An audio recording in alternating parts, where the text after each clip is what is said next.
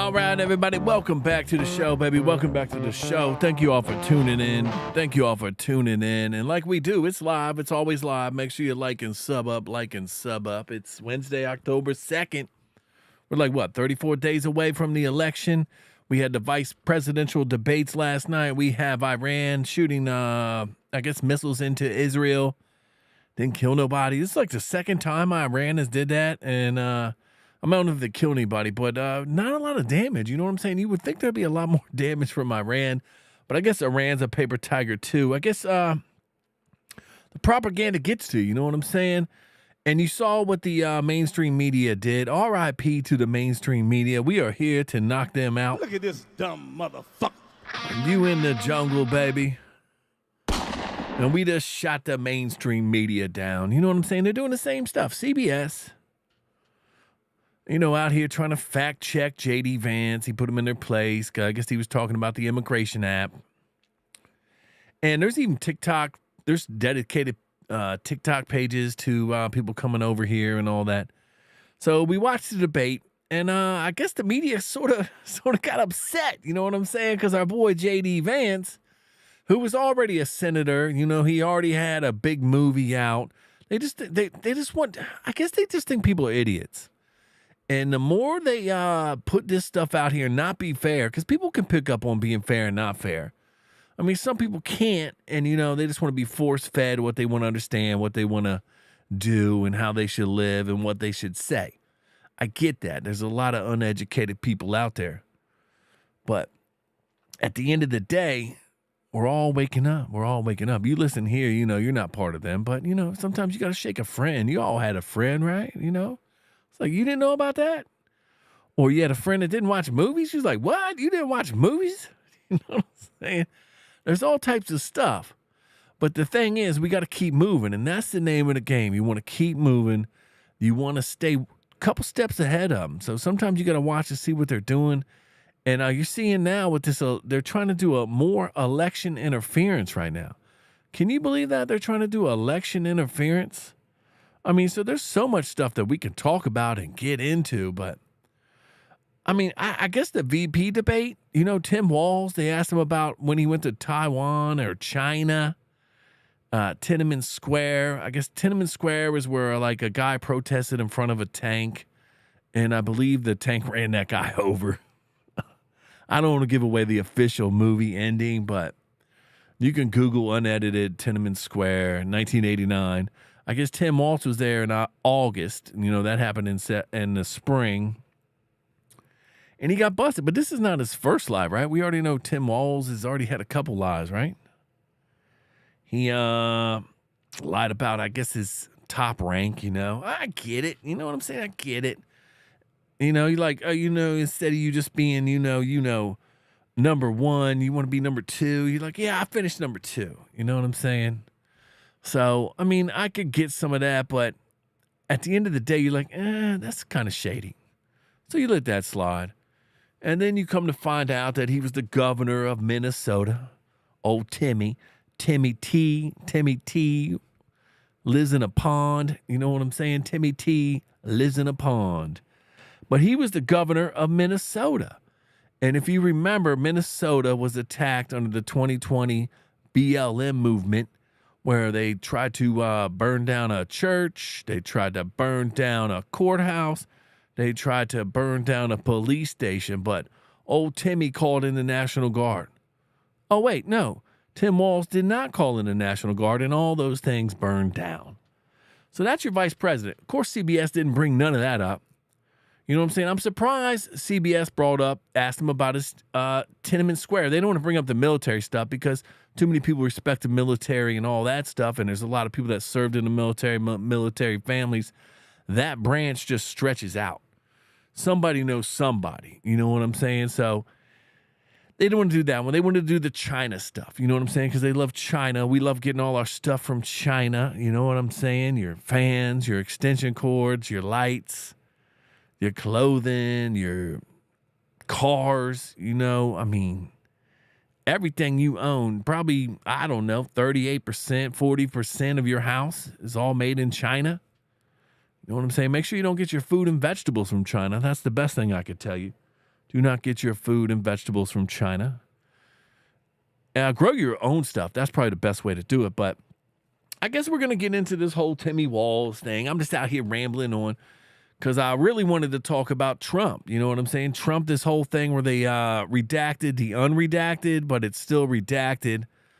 Jack Smith case in New York. And they're trying to, you know what I'm saying? After they knew Timmy Walls failed in the debate, they did the same thing with Kamala.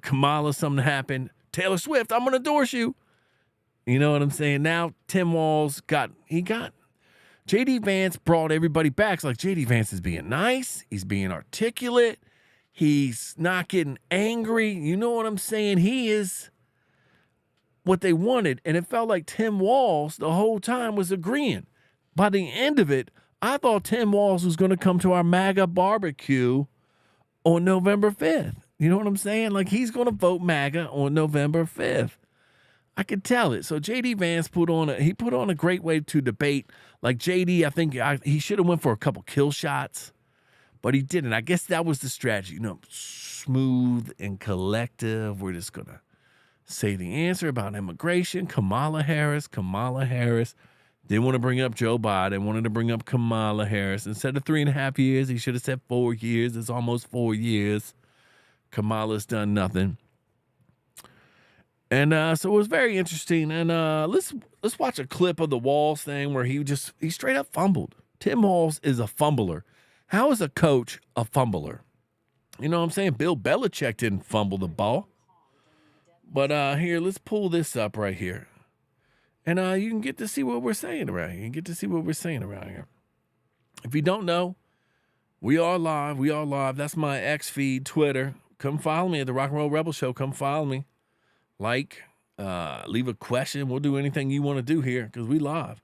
Send in something. I don't even check the live chat right now, but we'll get into the live chat in a little bit. You boys is in there probably firing away.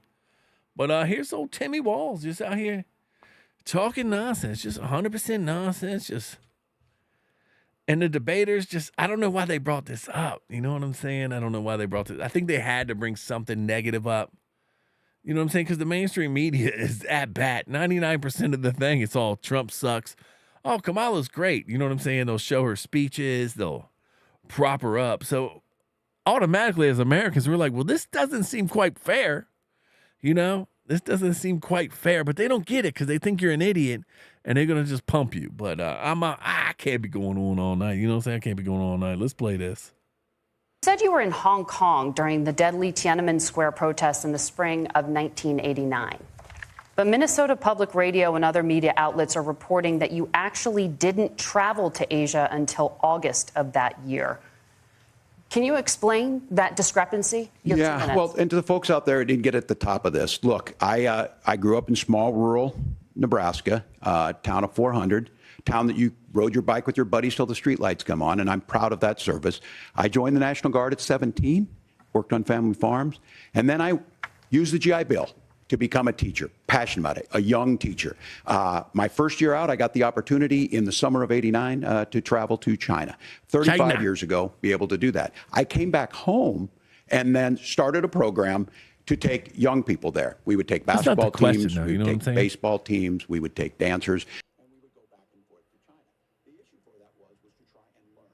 Now look, my community knows who I am. They saw where I was at. Oh man, I hit the wrong button. Look, We live. I will be the first to tell you, I have poured my heart into my community. I've tried to do the best I can, but I've not been perfect. And I'm a knucklehead at times, but it's always been about that. Those same people elected me to Congress for 12 years. And in Congress, I was one of the most bipartisan people, working on things like farm bills that we got done, working on veterans benefits. And then the people of Minnesota were able to elect me to governor twice. So look, my commitment has been from the beginning to make sure that I'm there for the people, to make sure that I get this right. I will say more than anything, many times I will talk a lot. I will get caught up in the rhetoric. But being there, the impact it made, the difference it made in my life, I learned a lot about China. I hear the critiques of this. I would make the case that Donald Trump should have come on one of those trips with us. I guarantee you he wouldn't be praising Xi Jinping about COVID. And I guarantee you he wouldn't start a trade war that he ends up losing. So this is about trying to understand the world. It's about trying to do the best you can for your community, and then it's putting yourself out there and letting your folks understand what it is. My commitment, whether it be through teaching, which I was good at, or whether it was being a good soldier or was being a good member of Congress, those are the things that I think are the values that people care about. Why'd they check Governor, him? just to follow up on that, the question was, can you explain the discrepancy? All I said on this was I got there that summer and misspoke on this. So I will just, that's what I've said. So I was in Hong Kong and China during the democracy protests went in. And from that, I learned a lot of what needed to be in governance. Thank you, Governor. Senator Vance. Yeah, I should have edited that down because that was, his whole answer was boring. I should have edited that down. Sorry, boys. We'll get it next time. Chad. You know what I'm saying? So there he is, and they checked him. I don't understand why they would check him, though. It's like, why would the mainstream media check Tim Walz? I feel like they had to do something there because he had all the stolen stuff, like we were saying. He had all the stolen stuff. They had to check him with something. And they thought that he would hit that answer better. It's like, I think they gave him that answer, and he would have been like, oh, I got my dates wrong. I was there in August. It was still a lot of commotion going on and some uproaring about it. I wasn't there on the exact date. I was there a few months later, and it was still being riled up. You know what I'm saying? Something like that. Just not to fumble and bumble and, I'm a knucklehead. We don't want that in a vice president. You know what I'm saying? Because he's a heartbeat away from being president. You know what I'm saying? So, and then I guess they had a panel too. CNN had a panel of people on, and it just felt weird. It's like you look at this panel, and I guess they made these people watch the debate. I feel sorry for it because I got bored into it. Like, I was like, JD is crushing this. Tim Walz is saying that, and I got bored because JD was just putting you to sleep and loving it. You know what I'm saying? But look at these knuckleheads right here. Half of them, they all look like they're transitioning. Now that I look at it, oh my. But they're supposed to try to tell us, listen to this. They're trying to tell us that these are undecided voters, right? So CNN invited them into their news organization, brought them in, gave them some waters, said, hey, you like Harris, right? Right? And you gonna say you like Harris? So this is what they do because everything has a production value. You know what I'm saying? The better your production value, the better you're going to be doing on views and stuff like that. That's just the way it goes. When you're raw and you're broke and you're live right here, like we doing in Addict Promotions, you know what I'm saying? Sometimes stuff falls apart. You know what I'm saying? You got to fix it. So that's the beauty of it, and that's what we love. But let's listen to this. Now, tell me if you think this is real or fake. All 7 of you came in undecided. 1 of you said they've made up their mind. Ryan, who are you going to vote for, and what kind of solidified that opinion? Well, I'm going to be voting for Kamala Harris. This guy seems about right, don't it? Seems about right. Back in my day, we would call him something with 2 G's in it. One of the stark sort of aspects of that debate that really stuck with me was when they were talking about January 6th and how Mike Pence certified the election, and they were wondering if J.D. Vance would certify. I can't even play that Stop the Steal rally stuff. You know what I'm saying? It gets too wild out here for him.